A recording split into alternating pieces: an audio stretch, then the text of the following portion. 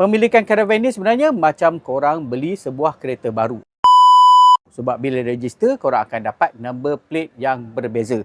Nak tarik pula, korang perlukan sekurang-kurangnya sebuah sedan. Tapi kalau korang ada SUV, tak ada masalah.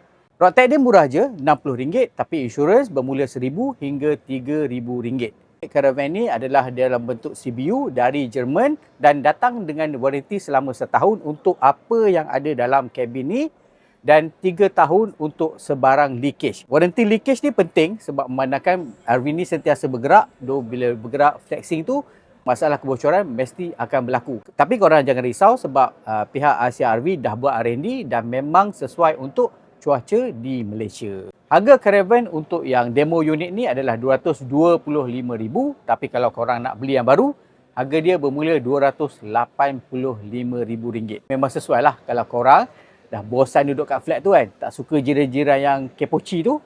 Belilah caravan ni.